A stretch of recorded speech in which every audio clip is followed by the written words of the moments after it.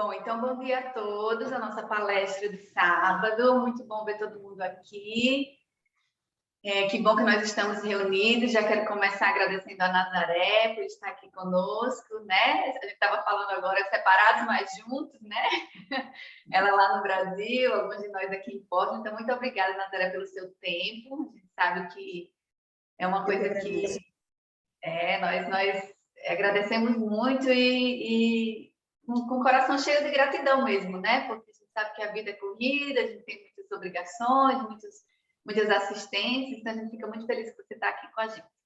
Então, como a gente sempre faz nas palestras de sábado, a gente vai começar com a prece, a dona Lúcia vai fazer a prece para a gente, apresentar um pouquinho a Nazaré, pedir para a Nazaré também se apresentar, o que ela achar que ela precisa acrescentar, e aí ela vai fazer a palestra. E depois, no final, a gente abre um pouquinho para discussões, perguntas. Quem quiser perguntas já pode colocar no chat, a gente vai dando uma olhadinha. Ou, se não, mesmo no final, a gente abre e cada um faz uma pergunta para a Nazaré. Tá bom? Ok. Vamos lá. Dona Lúcia, pode fazer a prece, se quiser, pode começar. Então, vamos, nesse instante, abraçando carinhosamente a Nazaré, agradecendo a ela por abrir esse espaço conosco, compartilhar conosco a sua experiência respeitável. Nazaré é uma profissional da área de saúde, mas mais importante do que isso, na minha opinião, é o trabalho que ela vem realizando na federação e em centros coligados. É uma trabalhadora da doutrina de primeira linha. E como vocês poderão observar no decorrer da palestra, tem um conhecimento respeitável acerca da doutrina. Então, que nesse instante os benfeitores amigos a envolvam com vibrações de paz, amor e luz, para que ela possa ter bastante facilidade em realizar o seu trabalho nessa tarde. E assim, todos juntos, vamos nos abraçando fraternalmente. Vamos abraçando também os companheiros do plano espiritual, alunos como nós mesmos e também a equipe espiritual responsável pela cobertura desse nosso encontro. Cumprimentemos respeitosamente o dirigente espiritual desse trabalho e todos juntos elevemos o nosso pensamento até Jesus. E vamos, com toda a sinceridade do nosso coração, pedir a Jesus que abençoe os nossos propósitos de estudo, de trabalho, de crescimento espiritual. E amparados por Jesus, elevemos ainda mais o nosso pensamento até Deus, nosso Pai e Criador, pedindo a Ele que abençoe a cada um de nós e que abençoe o nosso encontro dessa manhã. E que essas bênçãos, que a misericórdia divina derrama sobre todos nós nesse instante, encarnados e desencarnados, possam também envolver todos os nossos companheirinhos ausentes, onde quer que estejam e qualquer que seja o motivo da sua ausência. Que assim seja, e assim, com toda humildade possível, em nome do dirigente espiritual desse encontro, em nome de Jesus, em nome de Deus, nós o damos por iniciado. Que assim seja, graças a Deus. E passamos a palavra para Nazaré. Agradeço, querida Lúcia, e tirando os excessos do que a Lúcia falou sobre mim, não tem nada mais para falar, mas, acima de tudo, eu sou uma pessoa que procuro estar estudando sempre, porque a gente percebe claramente quanto a gente não conhece nada, né? Mas eu agradeço ao convite de todos, já vou pedindo desculpas antecipadamente, porque eu tenho uma cachorra aqui que parece um vulcão, então, de vez em quando ela passa, ela late. Então, por favor, se tiver alguns gritinhos de cachorra, uns passinhos para cá, uns passinhos para lá, não liguem, não é espírito obsessor, é apenas a minha cachorrinha, tá certo? Então, vamos lá. A Lúcia pediu para que nós fizéssemos para com vocês um estudo sobre o livro do Dr. Bezerra de Menezes, A Loucura sob o Novo Prisma.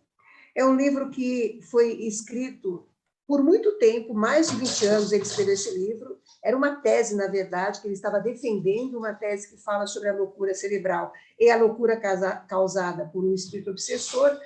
Algo que para nós hoje é muito fácil de entender, é muito comum para a gente entender tudo isso. Mas vamos lembrar que o Dr. Bezerra de Menezes desencarnou em 1900 e, portanto, ele estava fazendo um estudo muito antecipado a tudo que nós conhecemos hoje sobre doença mental, inclusive sobre o que a gente chama hoje de obsessão. Mas vamos por partes. Importante entender um pouquinho só quem é o Dr. Bezerra. Eu sei que todos nós conhecemos, todos nós sabemos quem ele é, mas eu quis trazer uma palhinha que fosse da biografia dele para que a gente pudesse estabelecer um contato maior com ele e o convidar para estar conosco essa tarde. Pode passar o próximo. Vocês querem que eu passe ou vocês passam? Vocês passam, né? O slide. Isso. Sim, a gente passa, Nazaré. Tá bom. Você passa? Sim, a gente está passando. Isso, pode passar para o próximo.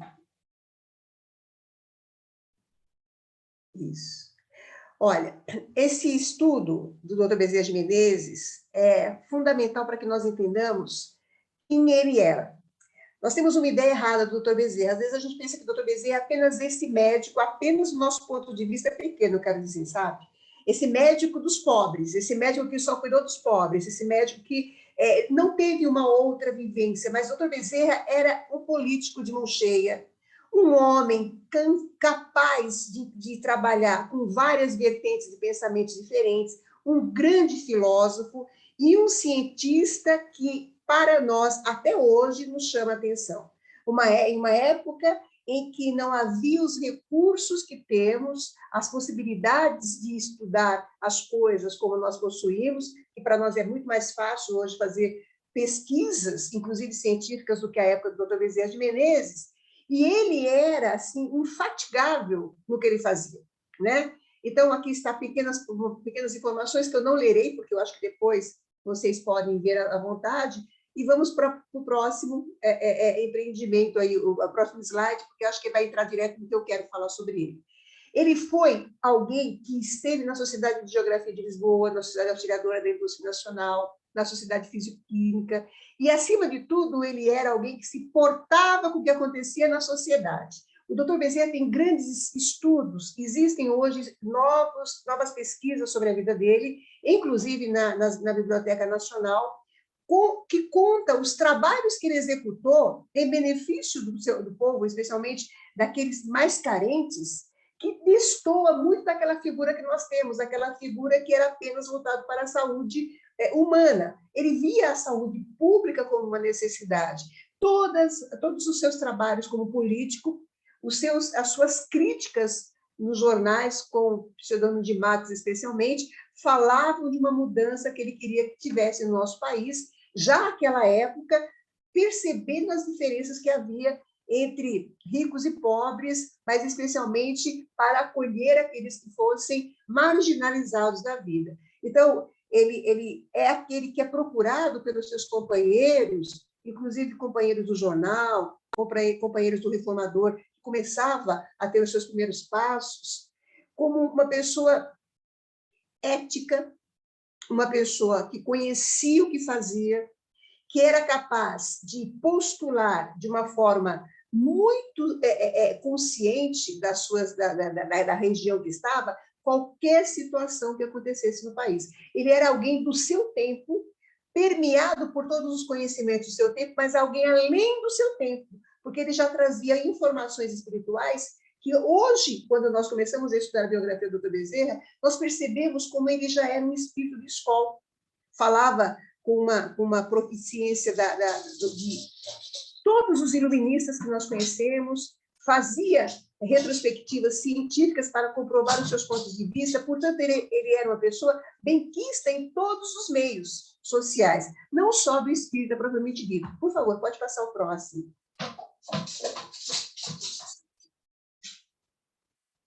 E esses livros que eu trouxe aqui dessa bibliografia, alguns deles nós encontramos mais facilmente, como, por exemplo, a doutrina espírita e a filosofia teogônica, Casamento e Mortalha, Pérola Negra, mas existem, segundo a Federação Espírita do Brasil, 20 livros dele, 20 escritos que não vieram à luz, que agora está sendo revisitado. Ele tem um grande biógrafo, que é o Luciano Klein, que está fazendo um trabalho fantástico dele, que inclusive lançou recentemente uma biografia do Dr. Bezerra com mais de 1.300 páginas, para vocês terem uma ideia, trazendo coisas que nós não conhecíamos, coisas assim novas, que o Luciano, por 30 anos, porque ele é presidente da Federação do Paraná, desculpa, do Ceará, então ele tem feito um estudo muito intenso sobre o Dr. Bezerra de Menezes, e ele traz informações novas para nós, que nós não conhecíamos, inclusive falando dos trabalhos que estão lá na Federação do Brasil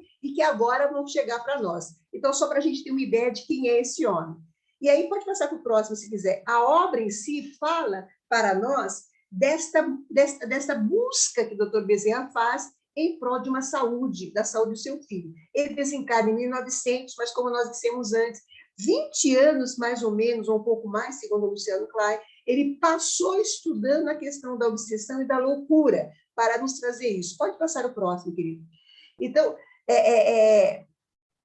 é esse homem, então, com todo esse conhecimento? Quem é esse homem que vai fazer esse estudo para a gente? É alguém que, por causa do sofrimento que ele tinha e pela situação que ele vivenciava, ele encontrando não só a questão da doença do filho, que a gente vai falar um pouquinho daqui a pouco, mas, acima de tudo, várias pessoas passando por situações iguais. Nos centros espíritas que ele trabalhava, ele achou por bem começar a investigar que tipo de episódio acontecia com essas pessoas, para que elas tivessem esses surtos psicóticos, surtos que hoje a gente tem bem melhor, mas que à sua época não eram compreendidos.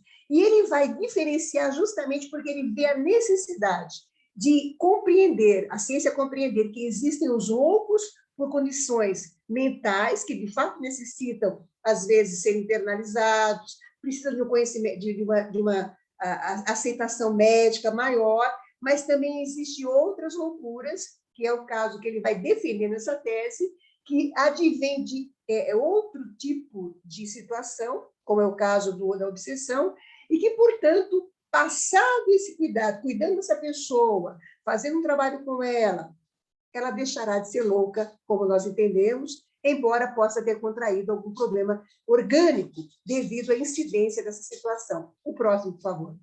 Então, nós estamos falando de uma pessoa que sentiu na própria pele aquilo que acontece. Então, ele começa o livro fazendo um destaque, chamando a atenção dos estudiosos que forem ler o livro. Ele, inclusive, diz assim: sei que a maioria não me compreenderá.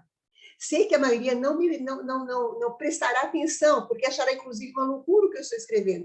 Mas eu escrevo tudo isto para desencarne daqueles que... para que desencanto daqueles que estão acostumados apenas com um tipo de leitura e para o encanto daqueles que verão à luz de uma nova vida tudo que vivem, tudo que padecem. E ele faz isso, ele diz o seguinte: levados pelo princípio que julga ser uma lei natural, de que toda perturbação do estado fisiológico do ser humano procede invariavelmente de uma lesão orgânica, os homens de ciência têm até hoje como verdade incontroversa que a alienação mental, conhecida pelo nome de loucura, é efeito de um estado patológico do cérebro, órgão do pensamento para uns e glândula secretora do pensamento para outros. Já aí ele já começa a dar para a gente uma diretriz do que ele vai falar. Porque ele vai comprovar, através de várias situações que ele vai colocar, que não é o cérebro que secreta o pensamento.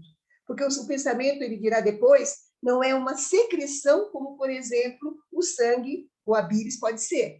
Ele é um efeito, mas um efeito de outra origem, que ele vai contextualizar, e por isso ele vai mostrando que a loucura tem outra dimensão. O próximo, por favor.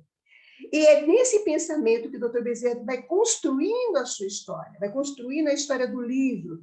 Ele vai dizer que nem os primeiros, nem os segundos, as pessoas que são pragmáticas, que só veem a parte material, que só veem aquilo que estão diante dos olhos, elas não conseguem entender o que é esse processo. Elas não conseguem entender o que é o processo nem do cérebro, porque eles não tinham à época instrumentos para mostrar o cérebro como nós temos hoje, mas também não consegue entender porque uma pessoa que não tem lesão nenhuma no cérebro tem surtos psicóticos, tem surtos de loucura. E aí que o Dr. Bezerra vai entrar, vai mostrar, bom, vamos ver as diferenças. Então, ele vai pegar o seu livro, vai trazer uma série de informações que não teremos o tempo suficiente para poder trazê-las todas, porque seria ler o livro de novo, mas que eu convido vocês todos a que estudem o livro, porque são fatos que até para nós hoje são importantes para que, quando a gente queira comprovar uma tese espírita, a gente tenha esses fundamentos. O próximo, por favor. Então, é desta forma que o Bezerra vai construindo a sua tese. Uma tese que, naquela época, ele queria apresentar. Em 1900, a ideia dele era ir a Paris e existir um encontro entre cientistas espíritas, inclusive o Denis estaria lá, o Gabriel Delane estaria lá, e ele levaria isso como uma tese aos seus companheiros médicos da região, provando tudo aquilo que ele estava estudando. Na verdade, não era um livro que ele estava escrevendo, era uma tese, né? E ele vai dividir isso tudo em 3 etapas. Primeiro, ele vai trazer a ideia do pensamento, a sua causa, quem é que pensa, o que é que pensa. Depois, ele vai trazer a ideia da loucura por obsessão, que são aqueles estados patológicos que atingem o ser, quando ele tem uma outra entidade que se aproxima dele e começa a danificar o seu comportamento.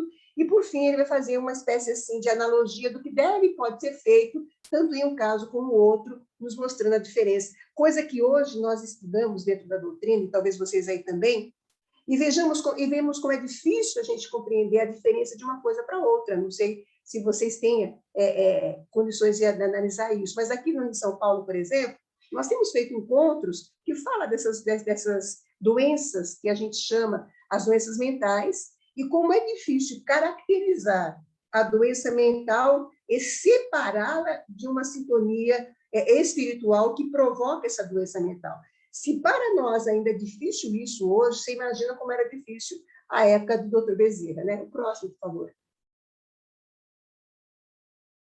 E é isso que ele começa a falar. Existe no homem alguma coisa além da matéria?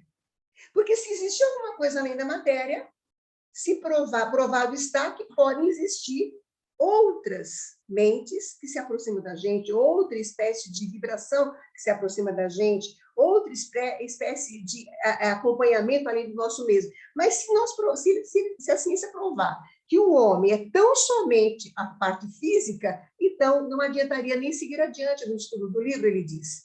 Porque se nós fôssemos apenas matéria, fato é que a gente desencarnaria ou morreria e não haveria nenhuma forma de manifestação.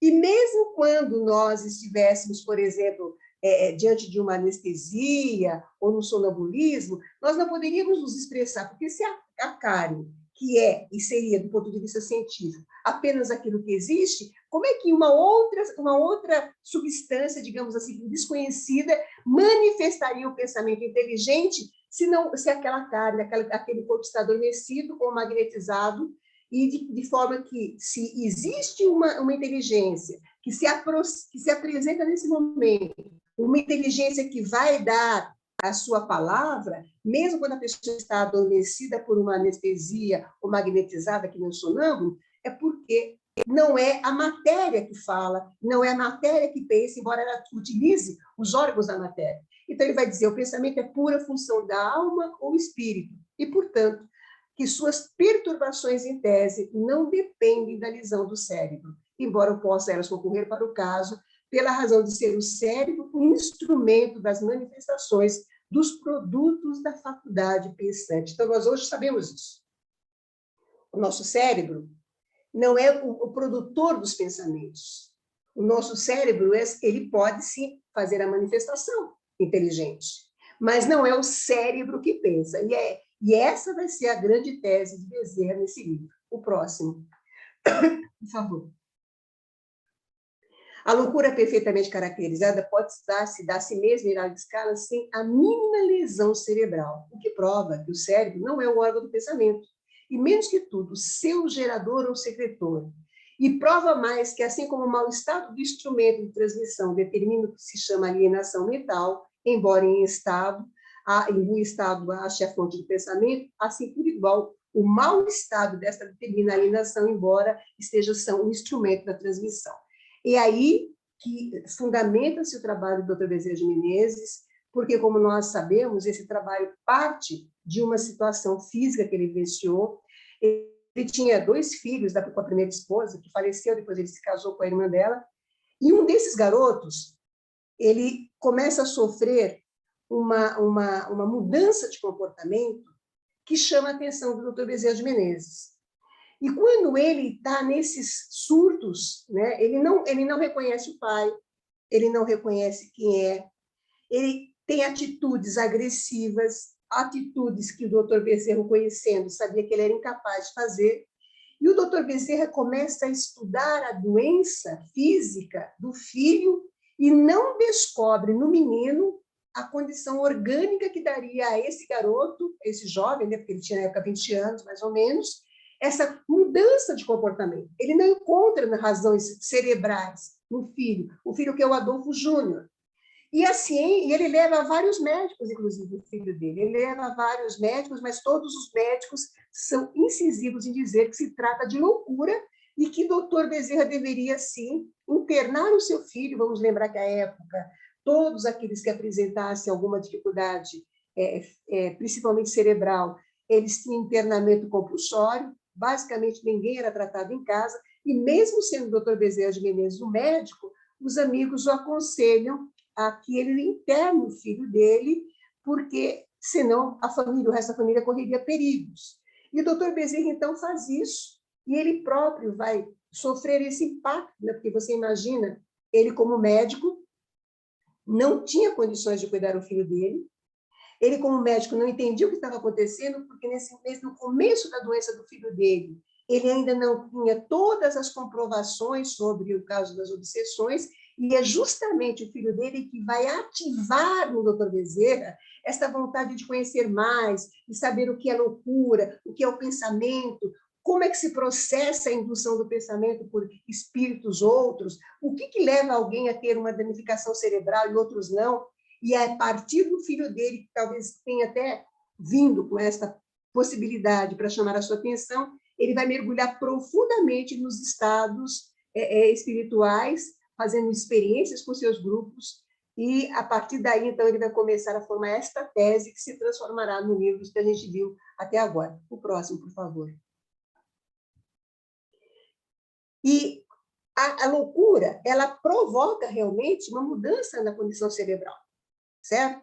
Mas a loucura só provoca essa mudança quando existe já ou uma potencialidade na condição cerebral que não consegue fazer as sinapses, que não consegue dar a decodificação daquilo que precisa, que trabalha de uma maneira desordenada. Então, quando é consequente de uma ficção do cérebro, é claro que não é uma interferência externa e é claro que a pessoa não consegue se manifestar. E como Kardec já havia feito estudos sobre isso, o Dr. Bezerra vai repetir. Ele vai fazer estudos evocando esse espírito que está adormecido, que se mostra louco durante o dia. E quando esse espírito é evocado nos estudos que ele fazia nos centros espíritas, ele se apresenta com uma qualidade de domínio do pensamento, que não é o caso quando acontece, por exemplo, quando ele está acordado, porque o cérebro não lhe permite isso. Então, aí mostra realmente que existe uma danificação orgânica, é o que ele vai chamar de loucura física, né?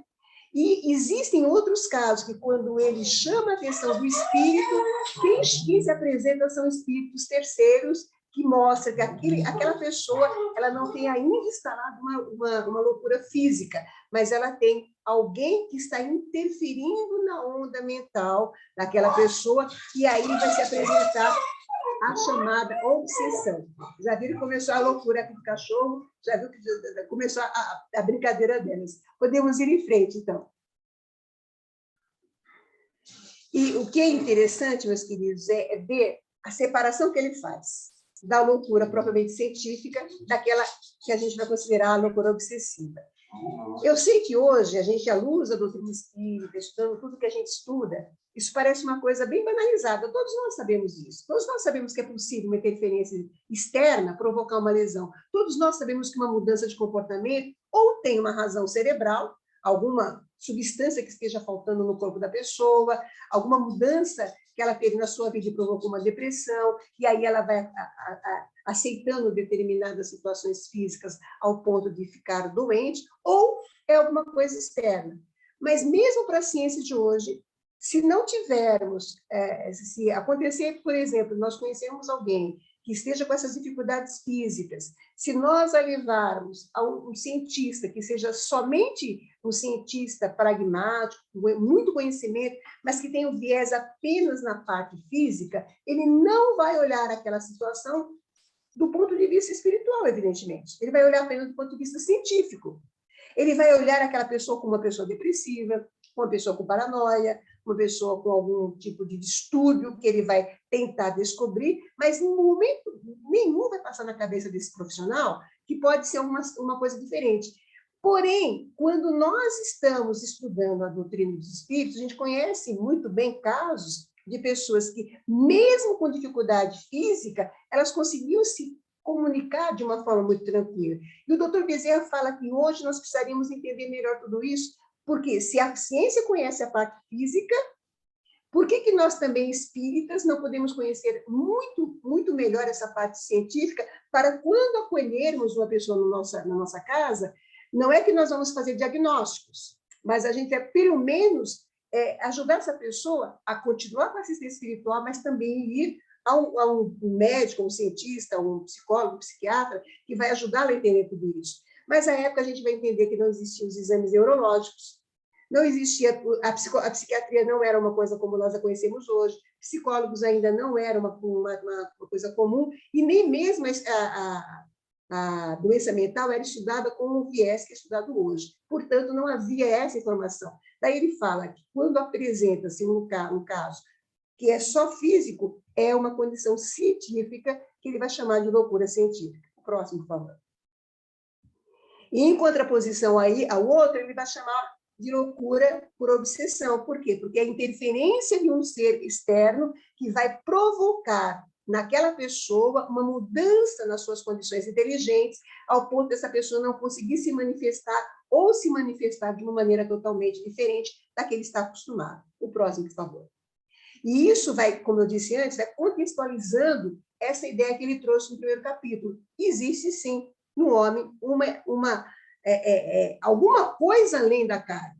E o que é essa alguma coisa? É alguma coisa que progride, é alguma coisa que se transforma, é alguma coisa que vai numa direção diferente, que isso prova que aquele ser não pode ser apenas a carne. Porque que adiantaria Deus criar seres com essa possibilidade de crescimento, com essa possibilidade de serem cada vez mais inteligentes, mais capazes, para, na hora da morte, essa pessoa zerar e não acontecer mais nada. E o doutor Bezerra de Menezes vai fazer, então, vai trazer para nós a ideia de que toda a ciência, toda a filosofia, ele vai estudar vários filósofos, comprovam a existência de algo a mais, e essa existência não é simplesmente o corpo. O próximo, por favor. E isso fazia uma grande diferença naquela época.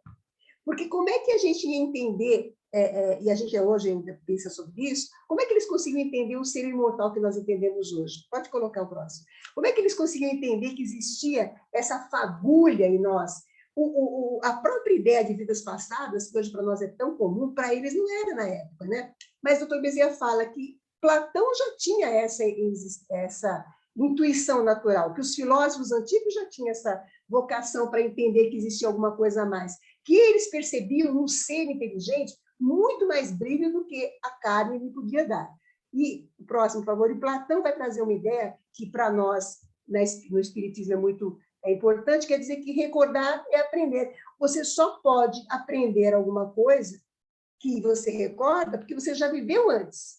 E se recordar é uma ideia que tem a ver com a mente humana, de onde vem esse recordar? Se ele só tem aquela vida, se ele só teve aquela existência. Daí ele dizer que antes da gente vir para cá, a gente tinha, sim, um grande ganho da vida espiritual.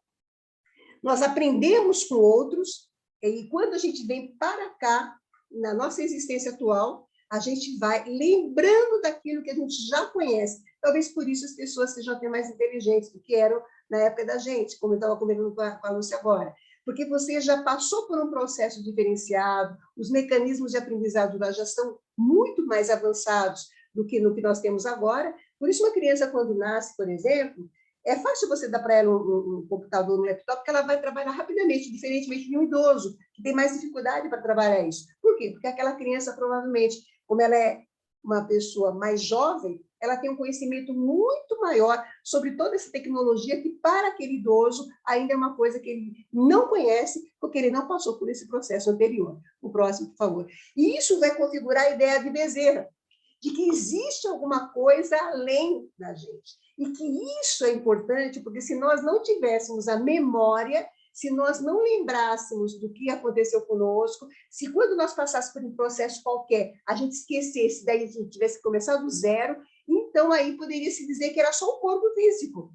Mas se a gente tem a essência, na essência, a memória mostra o que nós somos no passado, até porque, segundo os estudiosos, as nossas células mudam a cada 7 anos totalmente, ele vai falar, mas se as células do cérebro mudam a cada 7 anos, como é que essa pessoa vai guardar uma memória se está tudo na matéria? Portanto, existe algum outro lugar, algum outro compartimento onde tudo isso está guardado.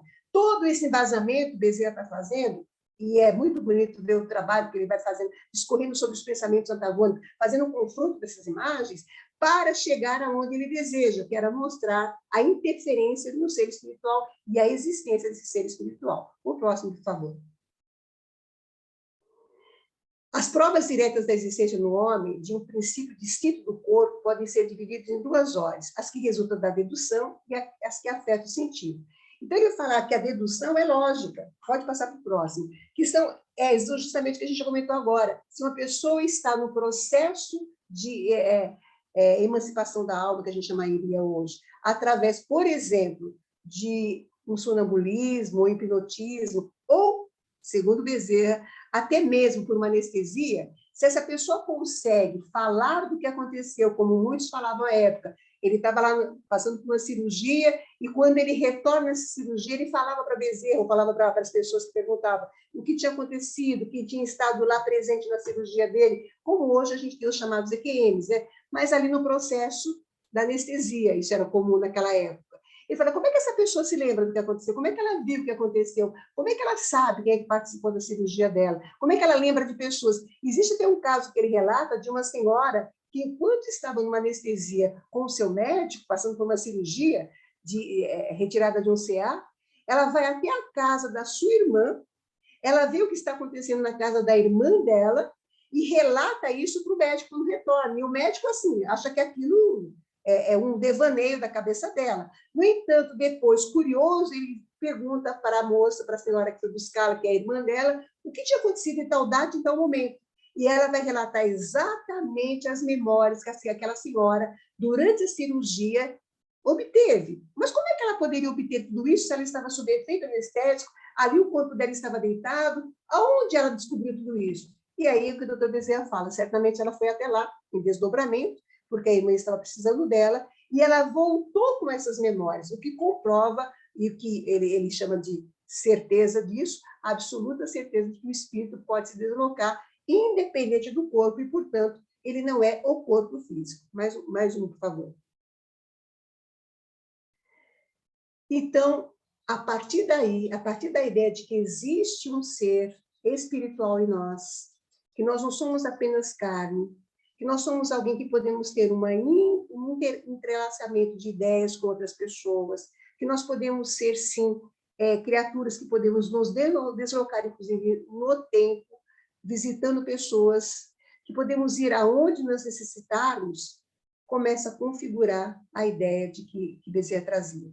Nós somos mais que corpo físico. Existe em nós uma outra coisa que nós espíritas sabemos que é justamente o espírito, e esse espírito ele tem que se revestido de uma outra imagem, de uma outra roupa, digamos assim, para que ele se desloque e seja reconhecido. Daí a ideia do perispírito que a gente conhece tão bem.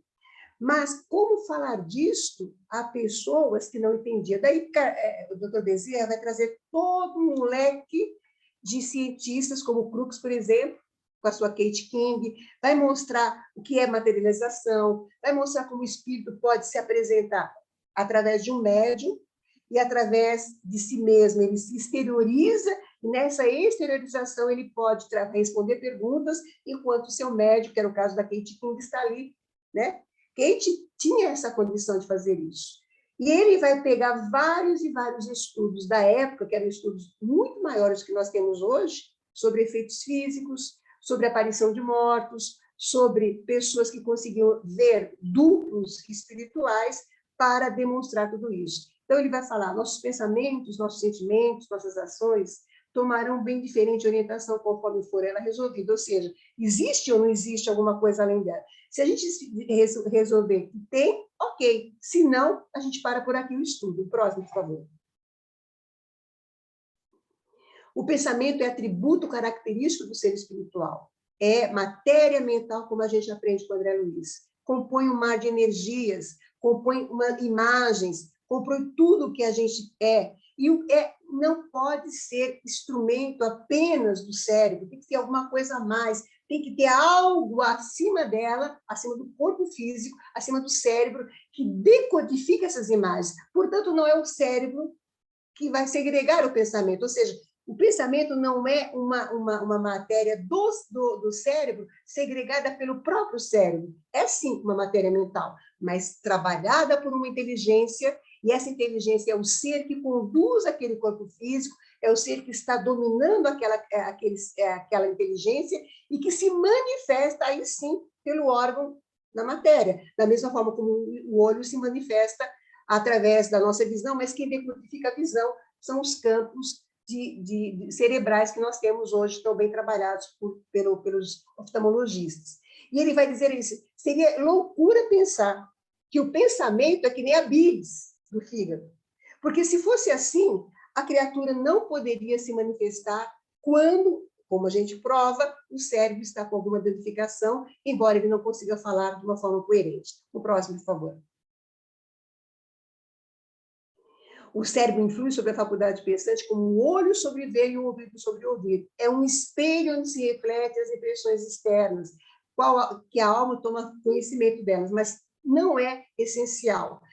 Tanto não é que nós temos pensamento e impressões por outros canais, e temos também pela imaginação, e mesmo depois da morte. Portanto, o cérebro, ou seja, a condição orgânica, é um instrumento e não agente. Como instrumento, ele é importante, sim, mas não nos esqueçamos que, além do instrumento, existe quem rege o instrumento. O próximo. E aí ele chega no que nós queremos agora, que é a obsessão. A obsessão é causada dentro de uma organização física pela oportunidade que o espírito tem de se aproximar dessa organização física. Ou seja, nós temos um espírito, esse espírito ele se relaciona com uma outra entidade, que é outro espírito. Esse espírito que se aproxima de nós, se for um espírito benfeitor, não nos incomoda, não nos fará mal, ao contrário, trará para nós todos os benefícios, mas se esse espírito que se aproxima de nós, da nossa capacidade de assimilação, das nossas vibrações mentais, do nosso ser, ele se aproxima com objetivos pré-determinados e malévolos, de acordo com a incidência da aproximação dele. No tempo que isso se dê, esta obsessão poderá vir a causar doenças de todo tipo, de toda etiologia. Pode passar o próximo. É aí que a pergunta surge no próprio livro do Dr. Bezerra de Menezes.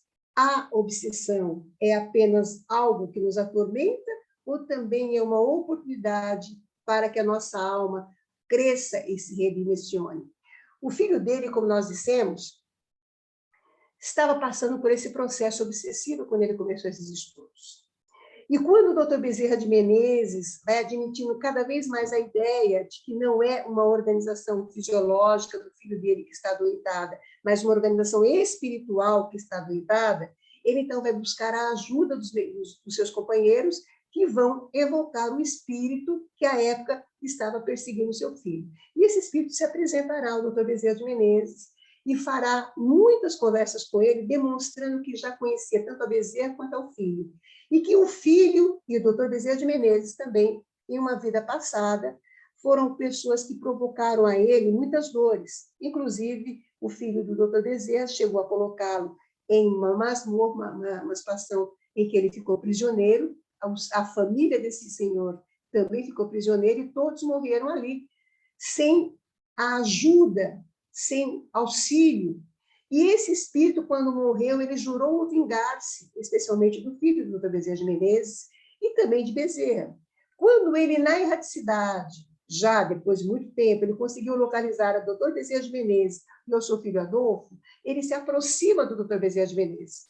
Mas o Dr. Bezerra de Menezes já era um homem que havia mudado os paradigmas internos. Ele é uma pessoa que havia mudado os seus conceitos, era alguém que buscava cada vez mais a servir Jesus. Então, existe uma capa protetora ao redor de Dr. Bezerra, pelo trabalho que ele executava, pela maneira como ele vivenciava os seus compromissos, por toda a história de vida que ele já estava vivendo, que impedia a aproximação desse espírito próximo a Bezerra. No entanto, o filho dele ainda era uma pessoa que cultivava certos problemas morais, então foi muito fácil para esse espírito, que trazia esse ódio secular com ele, envolver o filho do Dr. Bezerra de Menezes e projetando nele as ideias de raiva, as ideias de ódio, as ideias de rancor, movimentar dentro do garoto, dentro do rapaz, já que ele não era uma pessoa tão assim,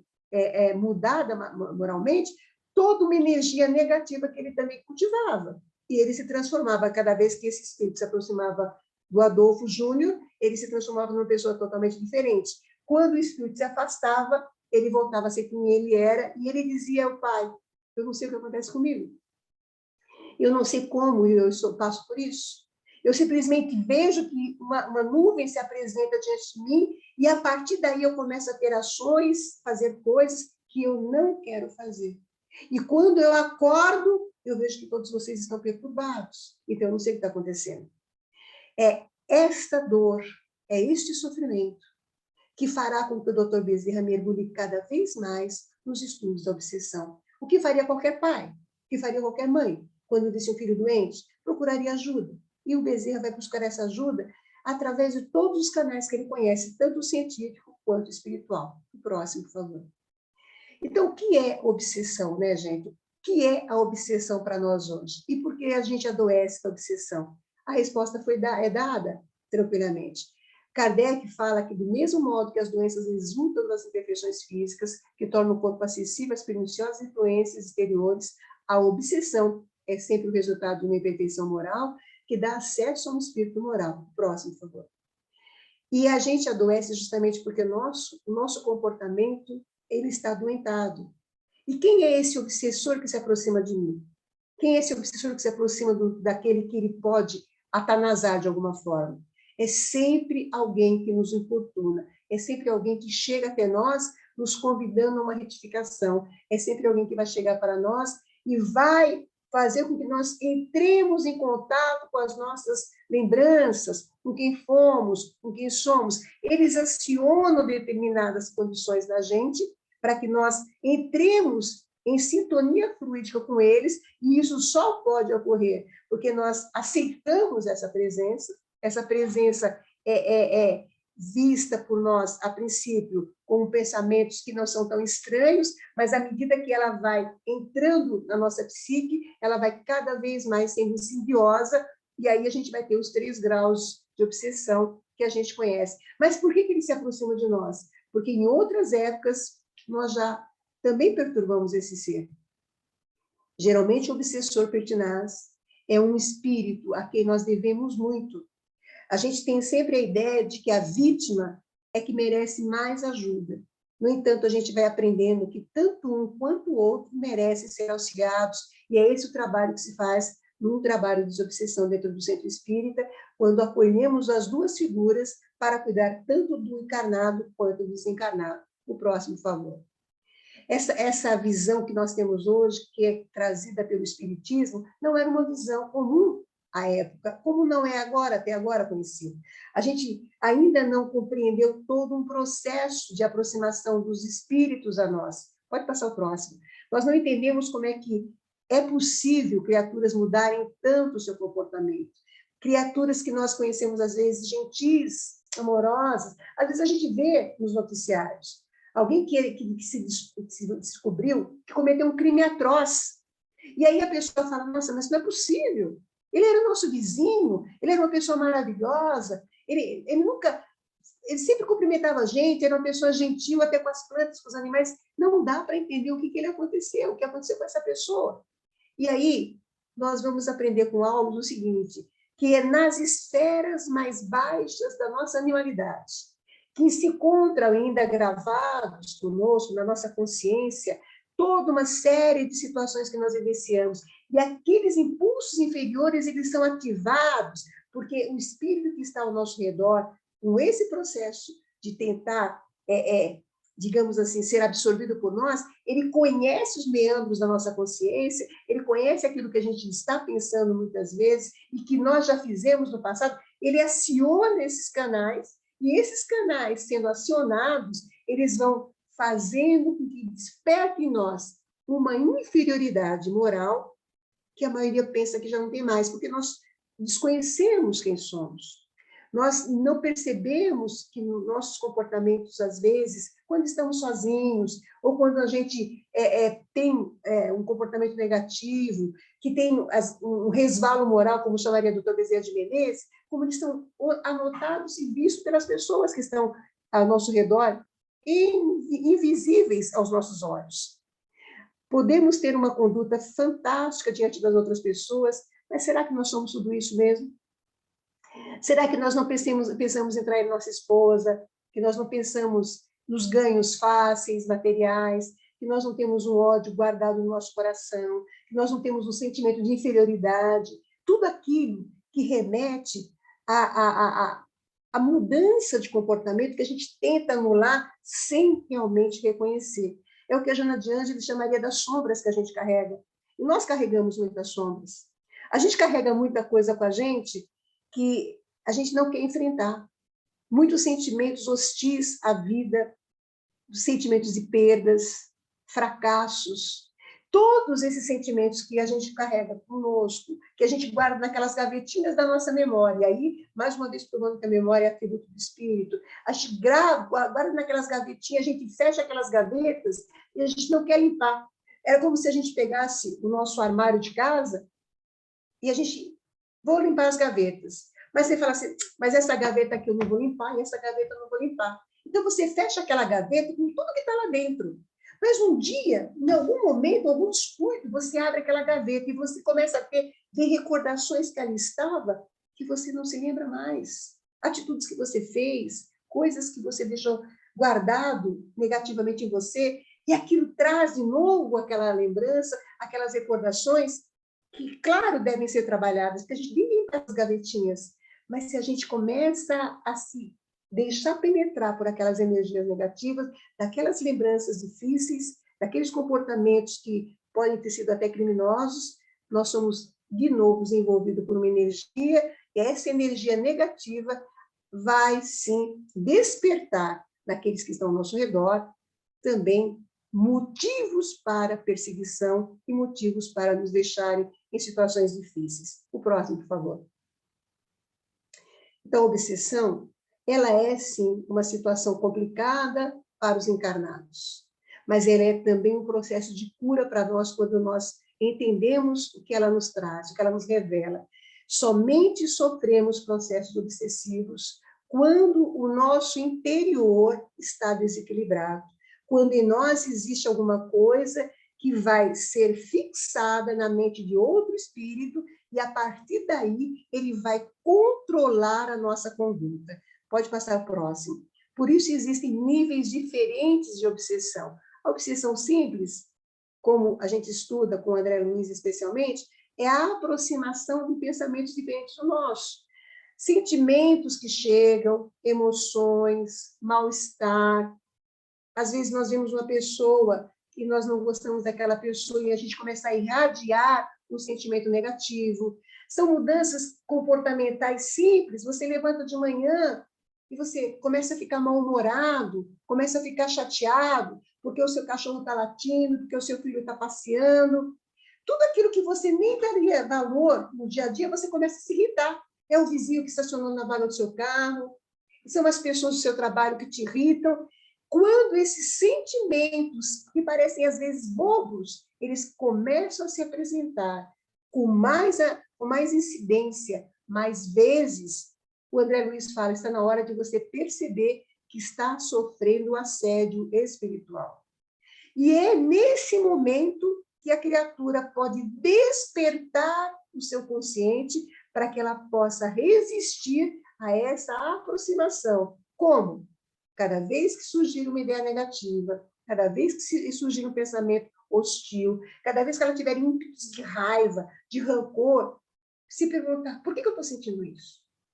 De onde vem essa energia negativa? Por que eu estou olhando para minha esposa agora, que até ontem eu abraçava e beijava, e hoje não quero mais chegar perto dela? Por que eu olho para o meu filho e eu tenho vontade de bater nele? Quantos crimes são cometidos? Porque a gente aceita esse convite de estar sendo o tempo todo mobilizado internamente por energias pesadas. Mas ainda aí, os benfeitores nos dizem, é possível mudar a nossa atitude, com mudança de comportamento, entendimento do que está acontecendo com a gente e com a ajuda espiritual, mas o ser ainda tem domínio sobre si. Nós ainda conseguimos fazer essas mudanças por nós mesmos. Então, é uma obsessão simples. A obsessão simples que deve ser envolvida em muita vigilância, que nós possamos estar atentos, então, a esses pensamentos que surgem, que é comum, muito mais comum na vida diária do que a gente imagina. Às vezes, uma simples notícia que você lê na internet vai te desequilibrar, e esse desequilíbrio pode possibilitar uma aproximação indevida, porque o que não falta ao nosso redor são espíritos mobilizados por sentimentos hostis.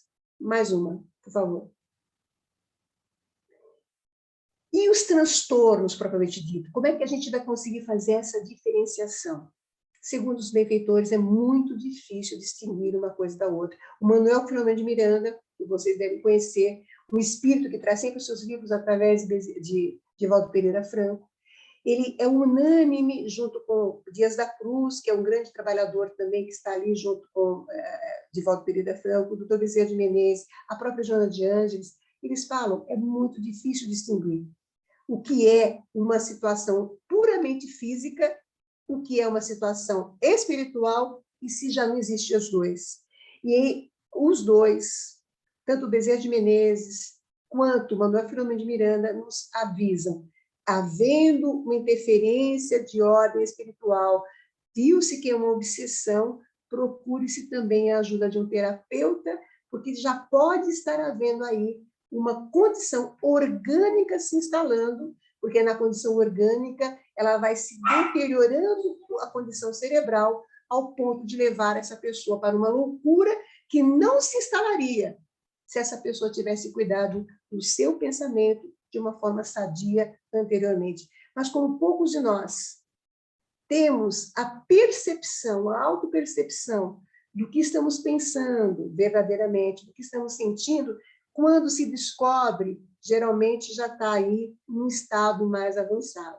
O próximo, por favor.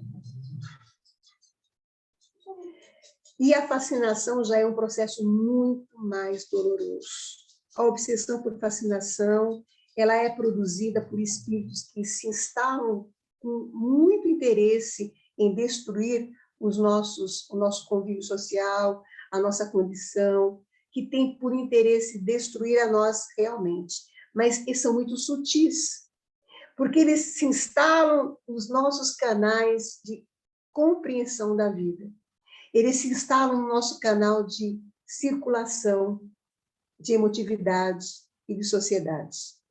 Nós começamos a confundir as coisas, nós começamos a achar que só nós temos razão, que ninguém compreende a gente como a gente é, que todas as ajudas, elas não devem ser aceitas, que as pessoas não têm interesse em nos ajudar, que, na verdade, elas têm interesse em nos prejudicar.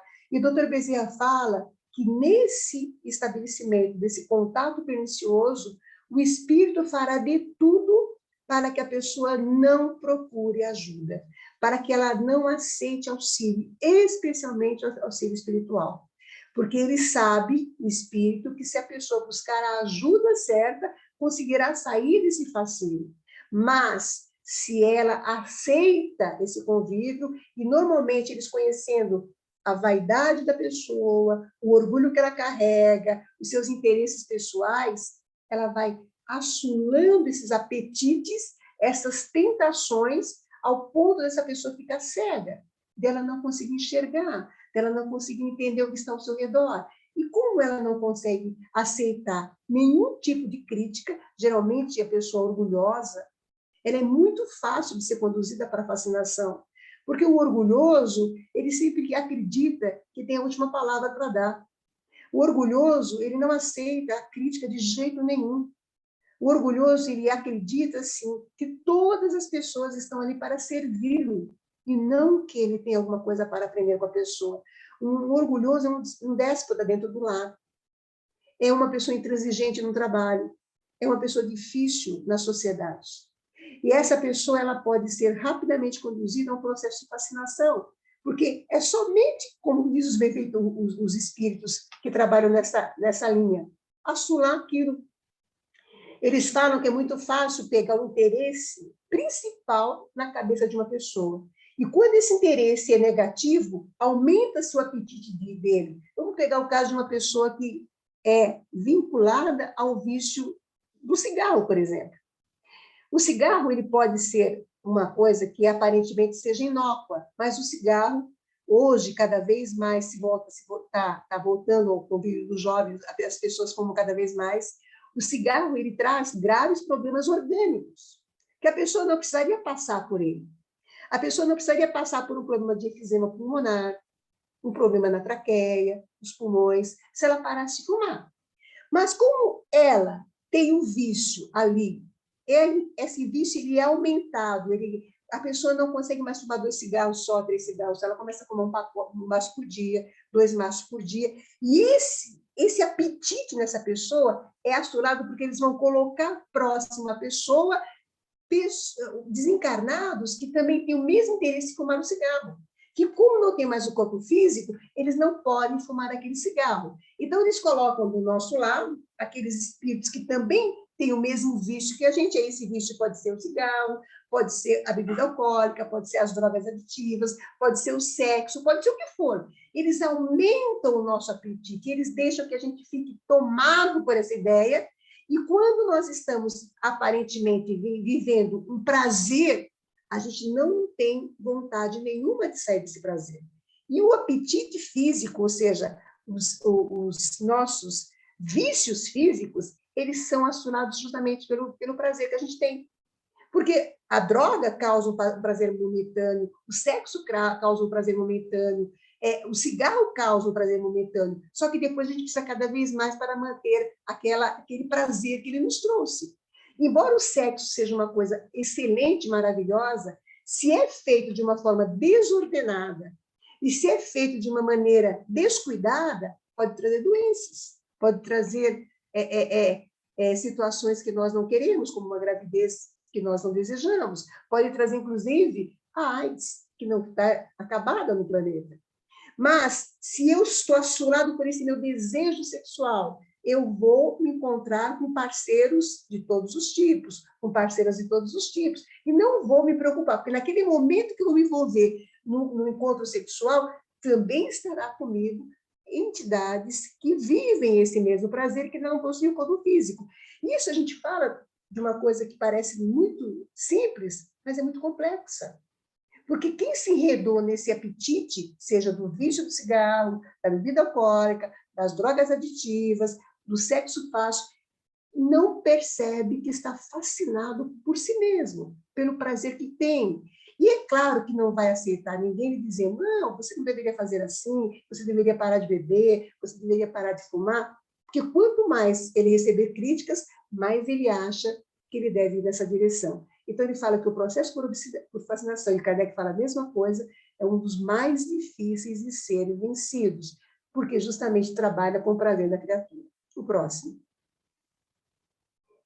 E aí a gente vai ter, finalmente, aquela ideia da subjugação, que chega à loucura propriamente dita. E a subjugação é a mudança total de comportamento, mas que a pessoa está sabendo o que está acontecendo com ela.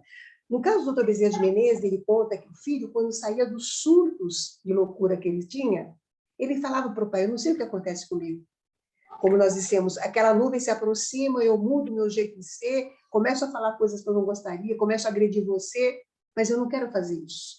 Então, o doutor Bezerra fala que a criatura subjugada, ela não consegue controlar as suas ações físicas.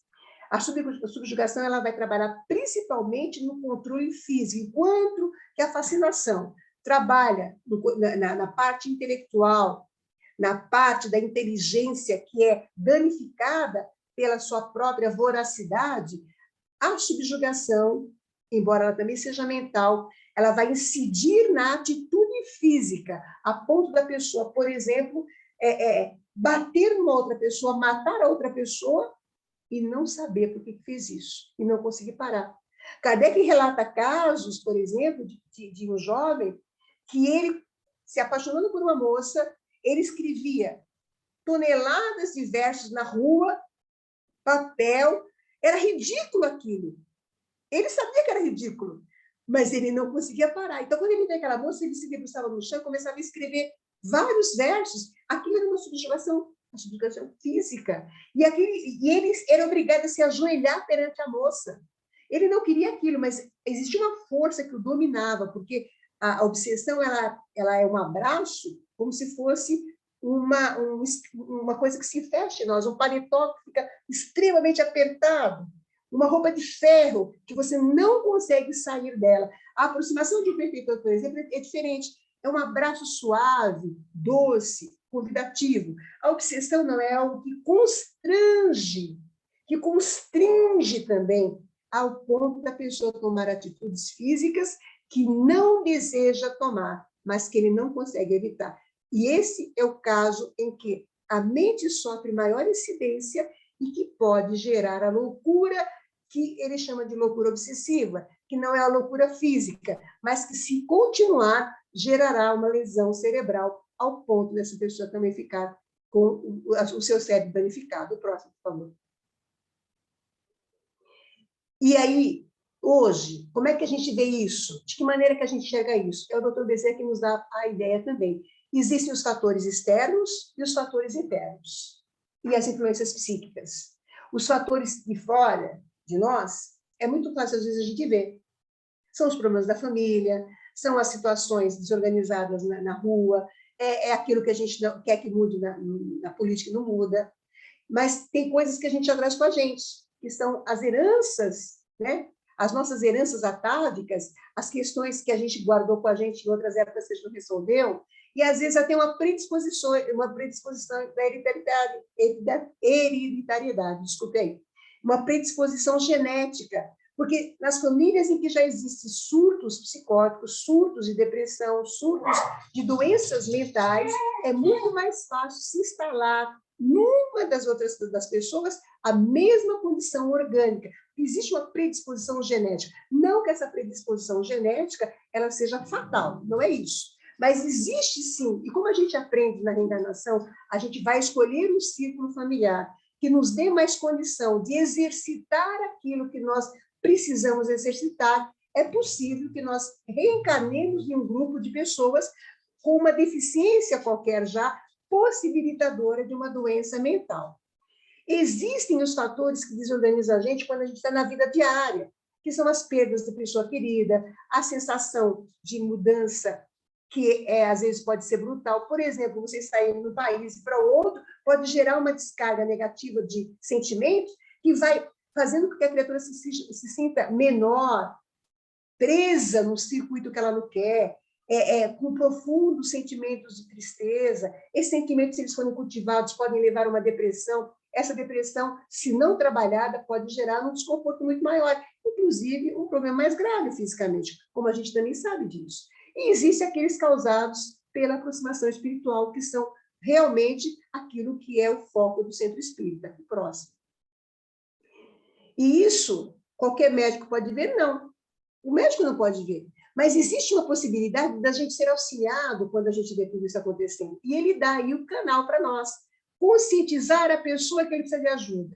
Conscientizar o ser que está passando por um problema de ordem física, que é e pode ser apenas físico. Por exemplo, uma pessoa com depressão, uma pessoa com um distúrbio de mental qualquer, um distúrbio alimentar, com sentimentos graves de autopunição. Podemos e devemos estimular essa pessoa a buscar um psicólogo. conscientizá-la de que ela está passando por um processo de adoecimento emocional. Esse adoecimento emocional, ele pode ser simples ou mais complicado, de acordo com a forma como a gente permite que isso caminhe.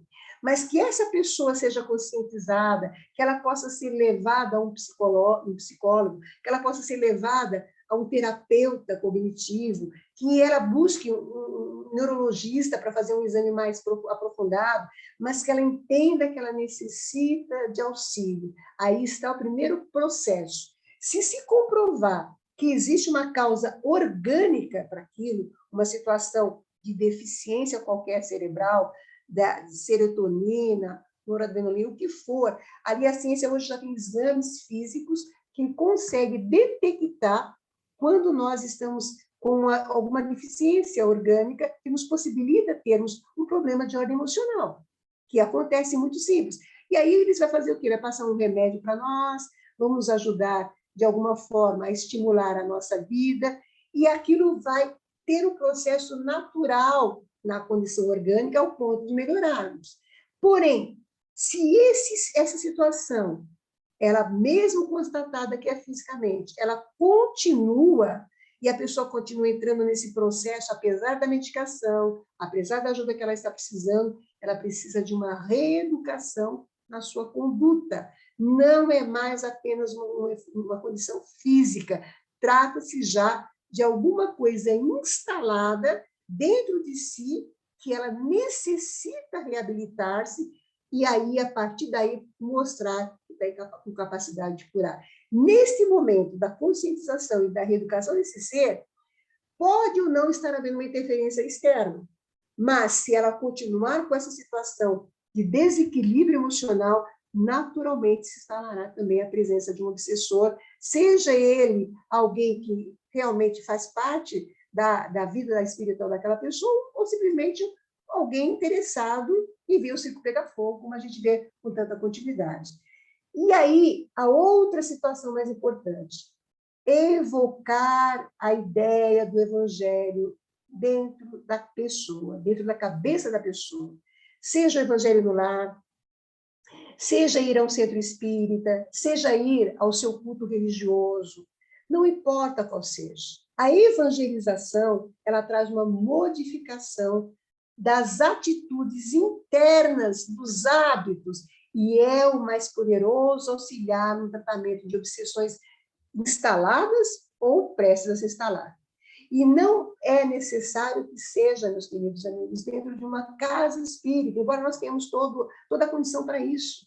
Pode ser, sim, num ambiente evangelizado que a pessoa conhece, seja aquele que ela frequenta no culto evangélico, seja a missa que ela gosta de ir, seja aquela oração em conjunto, como existe em alguns círculos que é feito, não importa. O que importa é mudar o pensamento dessa pessoa e que ela veja a divindade como uma possibilidade de auxílio, além, evidentemente, de continuar com o tratamento material.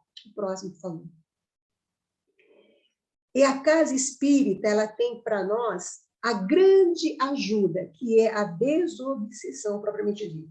A desobsessão é já a ajuda ao espírito encarnado, mas também a ajuda ao espírito desencarnado. É claro que nós sabemos que essa é uma coisa própria do espiritismo, embora algumas casas evangélicas trabalhem com algum tipo de desobsessão, mas não é da forma como o espiritismo trabalha, e é uma situação que para nós espírita fica muito claro, porque sabemos da existência desse ser que está ali, tanto quanto sabemos da imortalidade da alma, que vai facilitar essa aproximação do viés evangélico, da mudança de comportamento, coisa que Jesus já fazia lá atrás, quando ele se encontrava com algum obsessor, ele falava, vai, não peques mais. Jesus, de alguma forma, já estava fazendo essa transformação moral naquele que estava aí para ser auxiliado.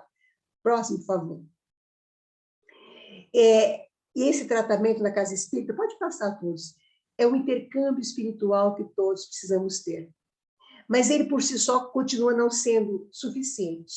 Se a pessoa que vai ao trabalho espiritual para uma desobsessão, ela não continua a fazer um trabalho consigo mesma, atraindo boas influências, mudando a sua condição da psicosfera do seu lar, de si mesmo, ela continuará passando por dificuldades graves.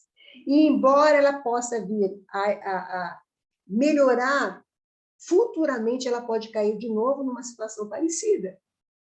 Porque o espírito, ele é atraído por aquilo que nós emanamos de nós. Nós somos energia, nós somos pensamento que atua, nós somos energia mental, como a gente falou.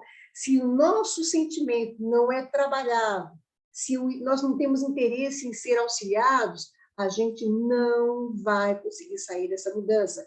Como os espíritos falam mesmo quando a gente fala com eles nas reuniões espirituais. Ah, mas eu posso ir embora. Mas outros virão, porque ele que não quer mudar, ela não quer mudar.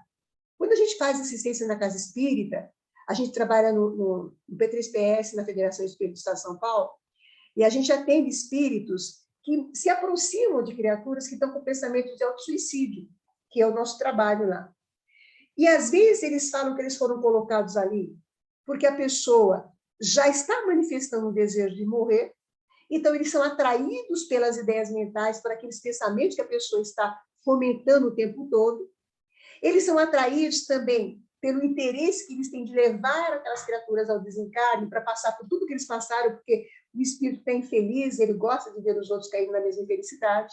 Ou eles são colocados ali por terceiros, que aí sim são os espíritos obsessores que colocam aquela criatura ali para aumentar a vontade daquela pessoa de desencarnar. Às vezes a gente consegue conversar com aquele espírito que está ali próximo daquele ser, e ele avisa para a gente, eu vou embora. E ele até agradece, porque ele está sendo atendido, ele está sendo auxiliado, e a partir daquele momento ele vai ter uma mudança de comportamento que, para o trabalho da evangelização do espírito desencarnado, é fundamental. Ninguém obriga ninguém a fazer nada. Então, há um convite de uma mudança de transformação. Para o espírito desencarnado, é muito mais fácil aceitar esse convite, porque ele sabe que ele está desencarnado, ele tem noção do que ele está fazendo, e muitas vezes ele nem quer continuar com aquilo. Ele não tem nenhum interesse pessoal naquela pessoa. Ele simplesmente faz parte de um grupo e aquilo vai continuando. E ele, quando recebe essa oportunidade de mudar a sua conduta e os benfeitores estão ali convidando ele para essa transformação, ele aceita com prazer. Mas eles falam, mas veja, não vai adiantar. Porque ela ou ele continuam com essa ideia. É ele que quer morrer, é ela que quer morrer. A gente só está ajudando. Então, veja como o nosso pensamento é capaz de atrair ou o bem ou o mal. E é isso que é importante no intercâmbio espiritual. Essa troca vai ajudando aquela pessoa a se melhorar, mas se ela está ali recebendo auxílio, às vezes auxílio médico, inclusive, e não tem o menor interesse em compreender o que está lhe acontecendo, ela realmente cairá ainda em situações mais graves.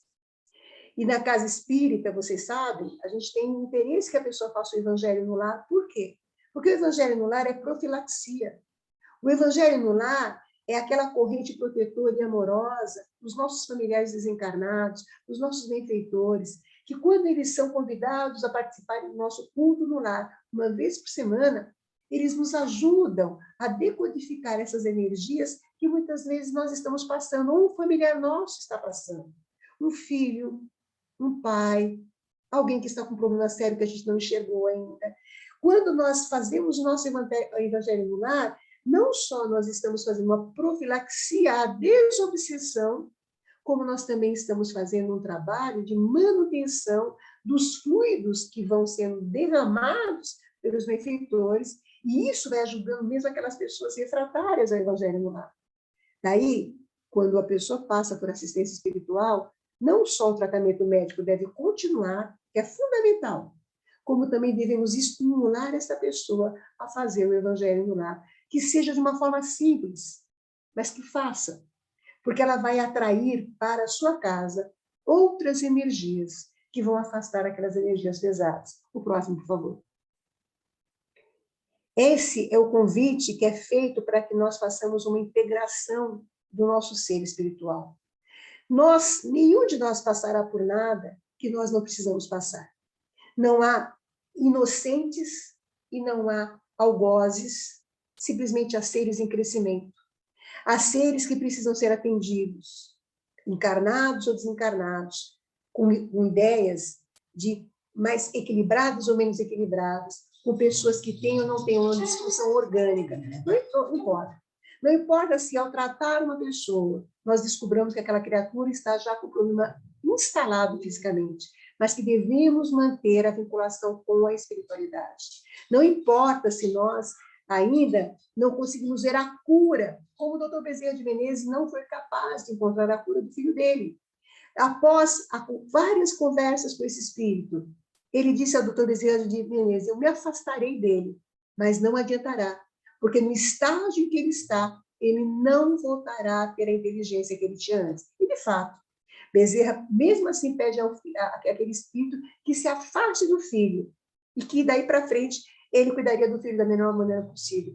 Adolfo Júnior viveu até os 39 anos, ele morre um ano antes do Bezerra de Menezes, mas nunca mais, após a desobsessão, ele conseguiu voltar à vivacidade e inteligência que ele tinha.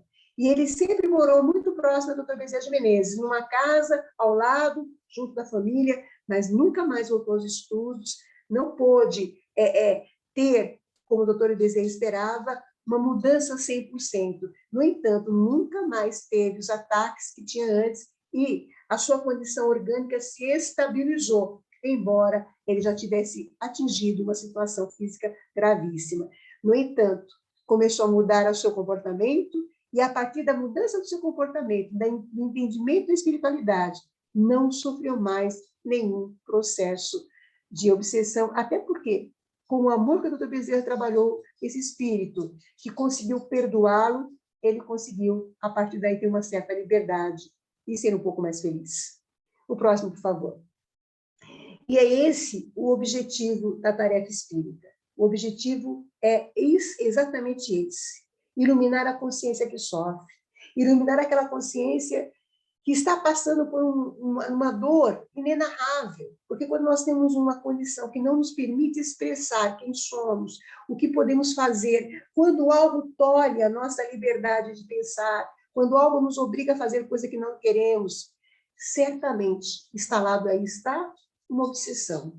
Mas esta obsessão, ela deve ser vista primeiro como um sinal de alerta para que a mudança de comportamento se instale, porque a loucura, ela existe e pode ser totalmente auxiliada fisicamente ou espiritualmente.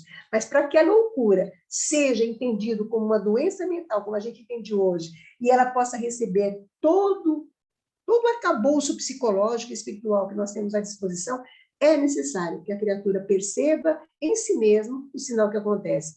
Não basta só a gente dizer: você está passando por uma dificuldade. Como diz o Dr.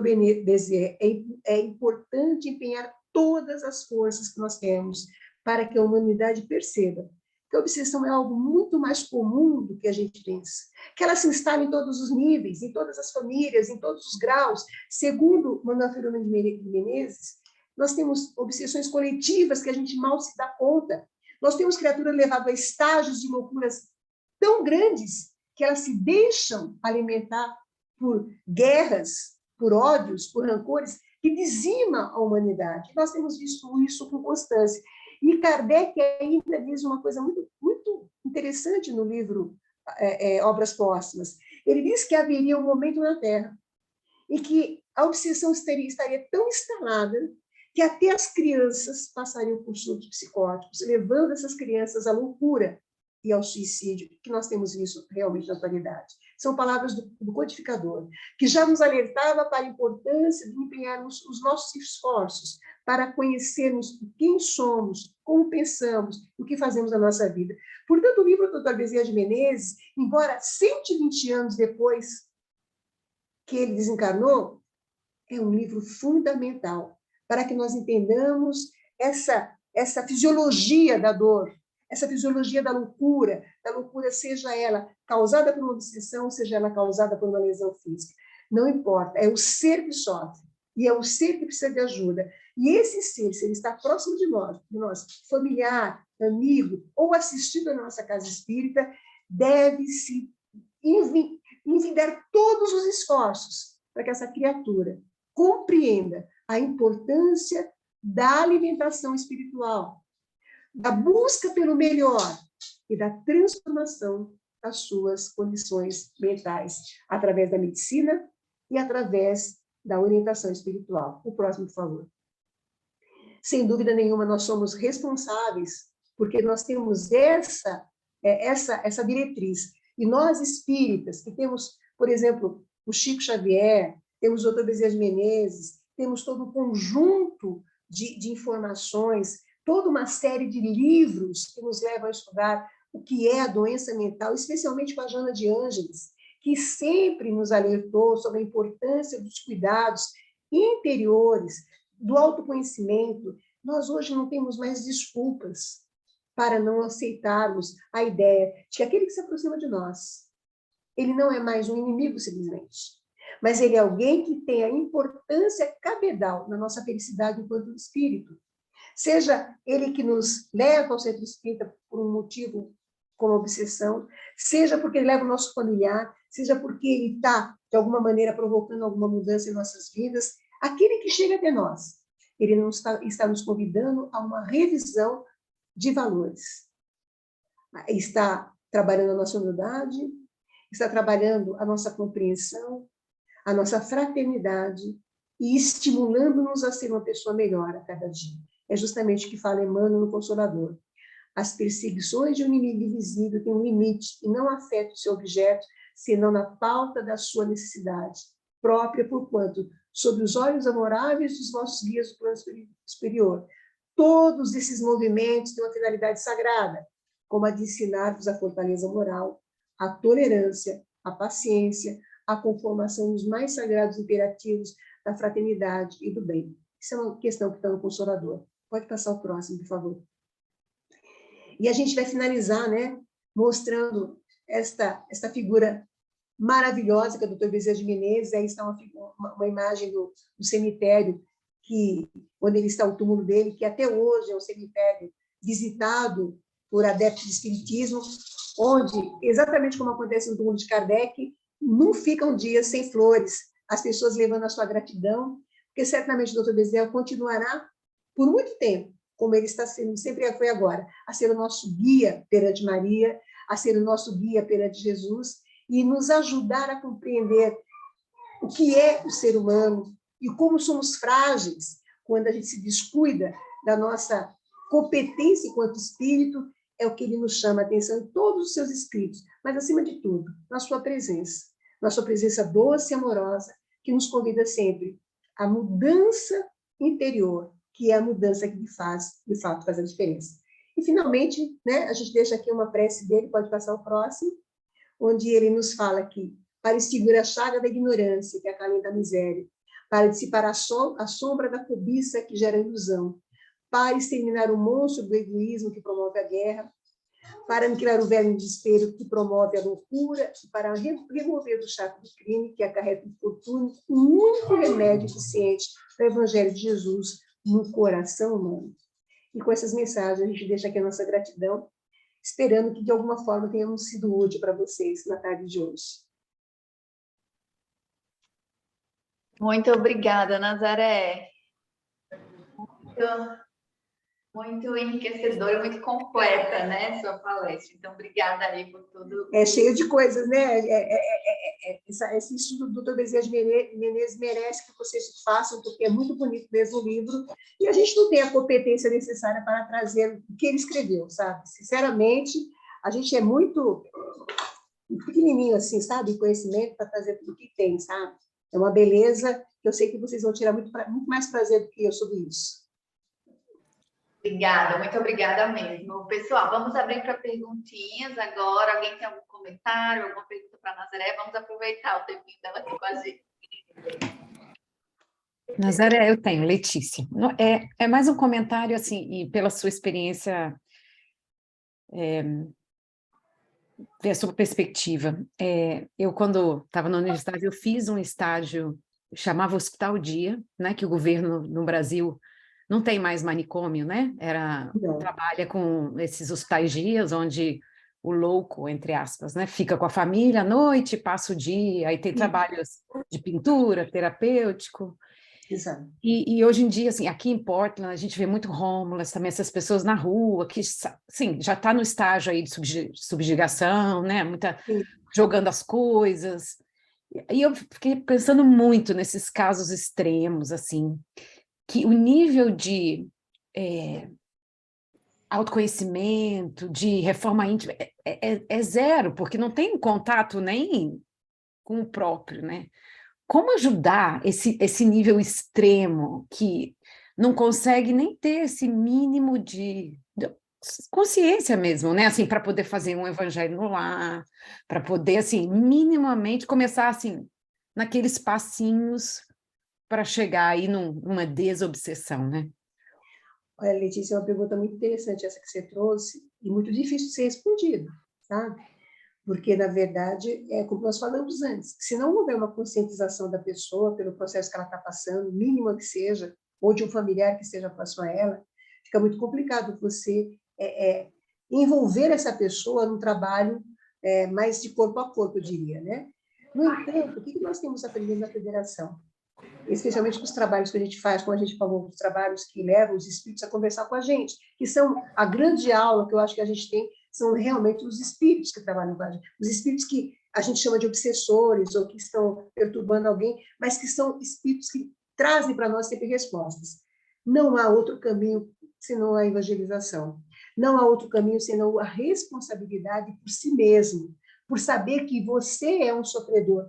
Veja, a maioria das pessoas que tem situações desse porte e que tem atitudes tão agressivas estão num processo de sofrimento imenso, sofrimento na sua alma. Então, quando eu sempre falo, às vezes, quando eu vejo pessoas aqui, assim, exatamente como você falou, eu falo, a pessoa enlouqueceu para não ficar maluca. Sabe assim? Por quê? Porque ela precisou externalizar essa atitude de agressividade, ela precisou colocar para fora essa fera que está dentro dela, para que ela não enlouquecesse a ponto de dar cabo da vida. Porque não cabe na pessoa. É tanto sofrimento que não cabe dentro dela. Então, ela vai para a rua, ela agride, ela bate. Na verdade, ela está querendo que alguém acabe com a vida dela, porque ela não aguenta mais viver, mas ela não vai exterminar a própria vida. Então, ela atinge o outro. Por isso que você vê pessoas agredindo os outros gratuitamente. Essa pessoa pode e deve estar passando por um processo obsessivo, mas tudo começou com algum sofrimento grande que ela tem no coração que ela não conseguiu enfrentar.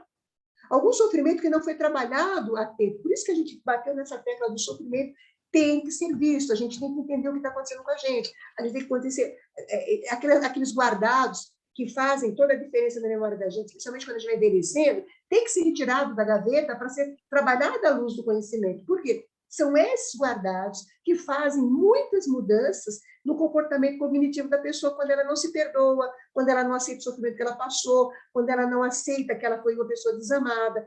Várias coisas que vão trazendo essa pessoa para uma situação em que ela está tão sofrida que ela vai para a loucura, propriamente dita.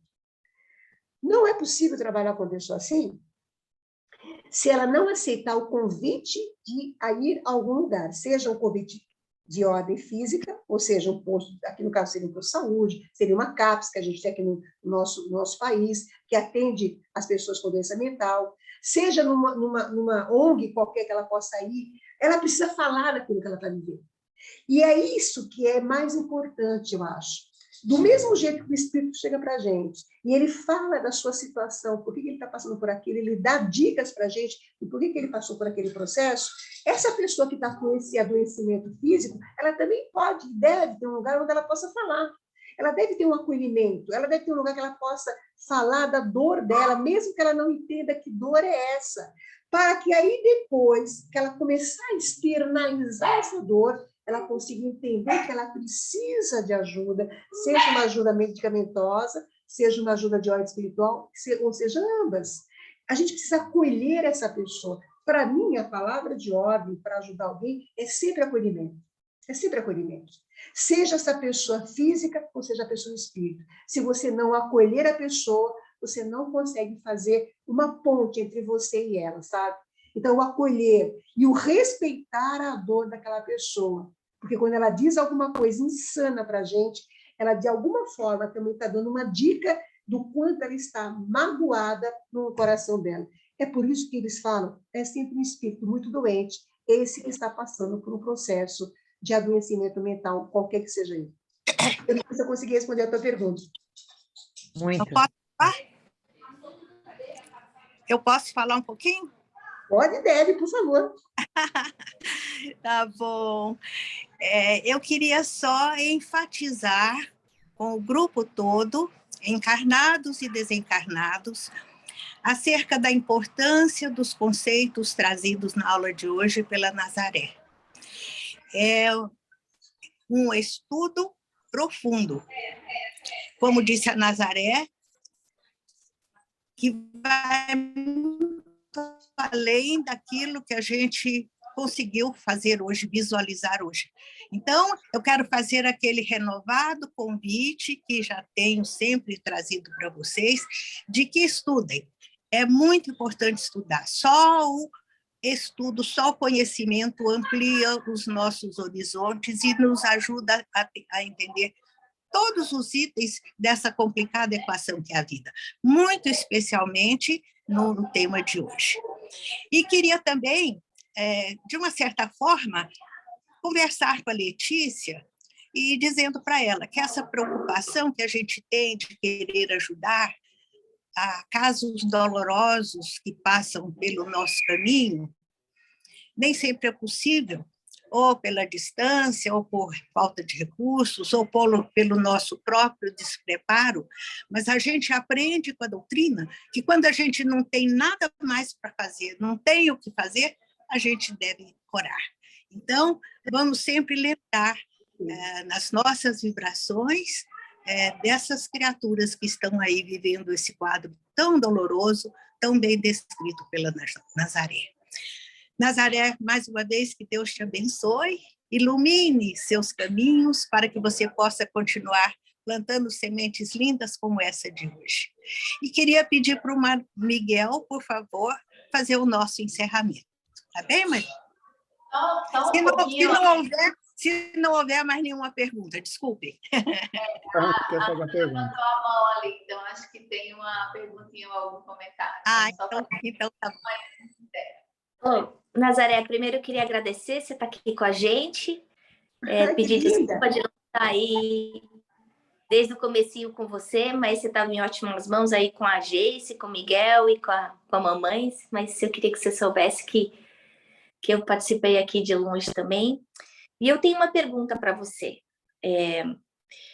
que você trabalhando no Pasteur 3S, né, e a quantidade de jovens que a gente tem visto que cogitam essa ideia de suicídio. Eu tenho filho de adolescente, né, e mais do que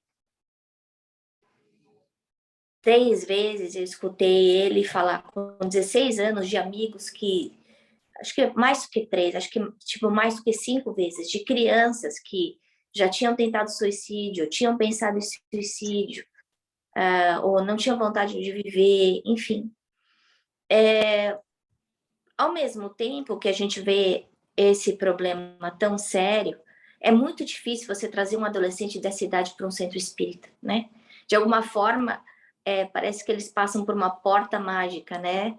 Até uma certa idade vai e a gente consegue amarrar e levar eles para o centro junto com a gente, e depois não quer, né? E é difícil a gente forçar. Qual que é a sua sugestão? Essa é a minha primeira pergunta.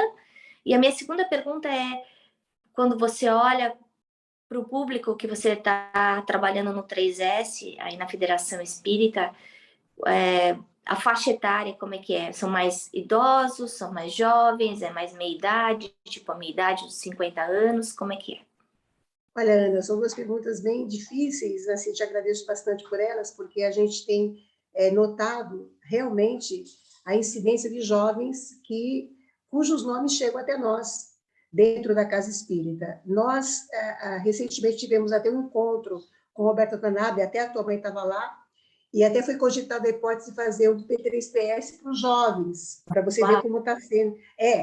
A tua mãe estava lá na sala, no dia que a gente conversou, foi um encontro que tivemos com o psicólogo também, chamado Valorização da Vida, está até aí na internet, se alguém quiser ver depois, chama-se Diálogos Espírita. E aí foi até falado nessa questão do jovem, porque o jovem ele é um ser que ele precisa ser trabalhado enquanto espírito, mas também ele tem hoje uma noção diferenciada da morte.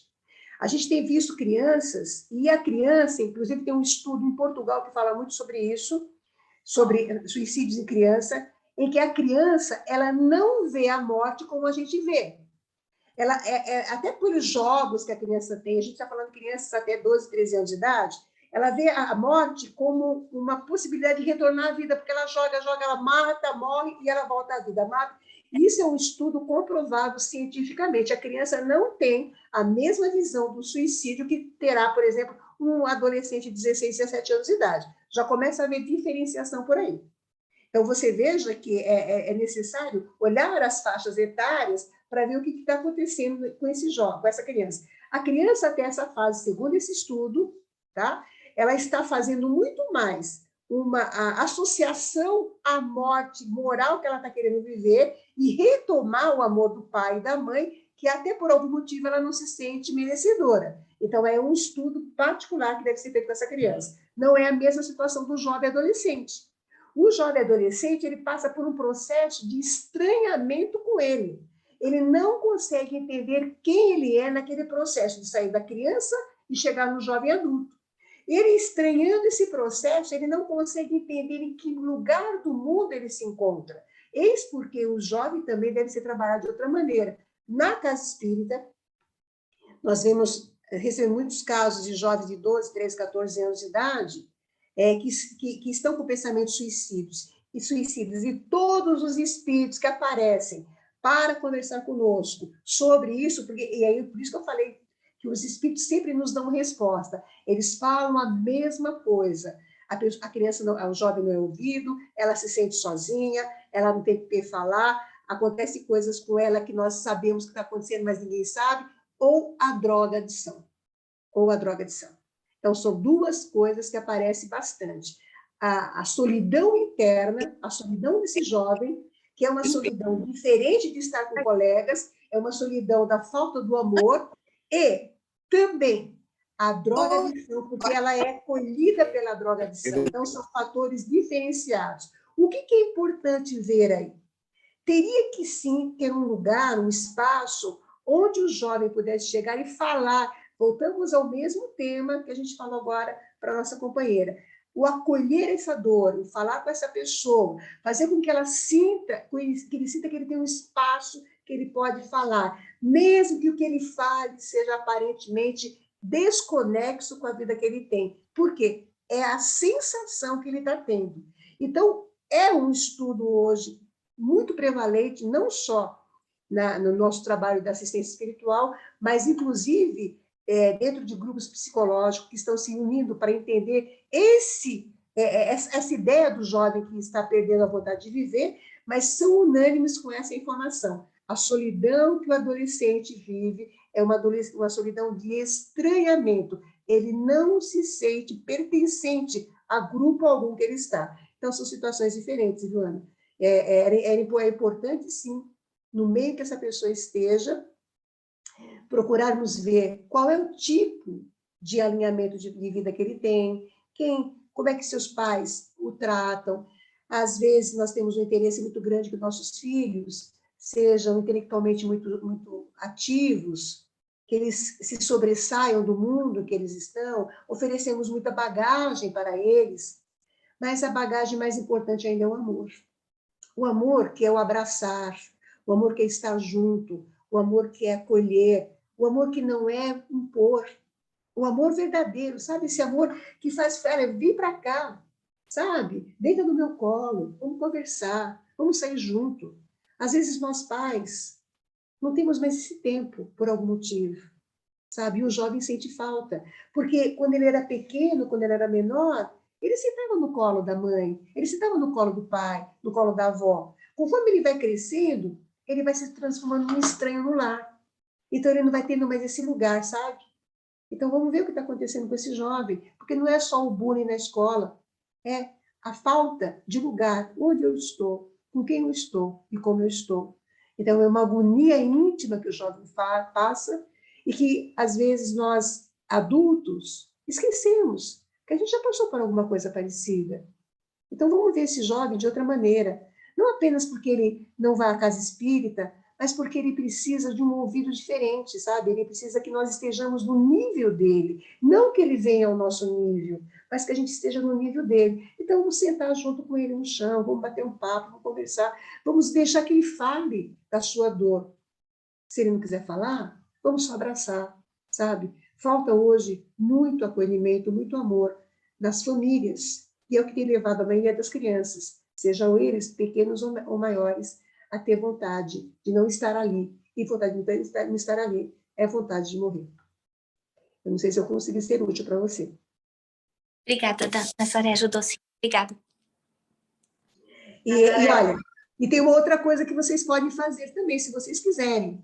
Mandem para nós, se vocês souberem de jovens que têm ou pensamentos suicidas, ou estejam com algumas ideias assim mais depressoras, coloque o nome para a gente na nossa... mande para a gente por nome ou por WhatsApp.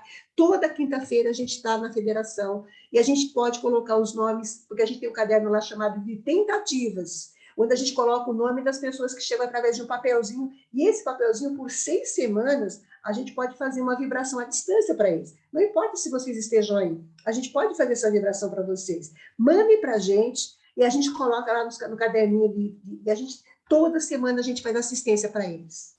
Tá bom?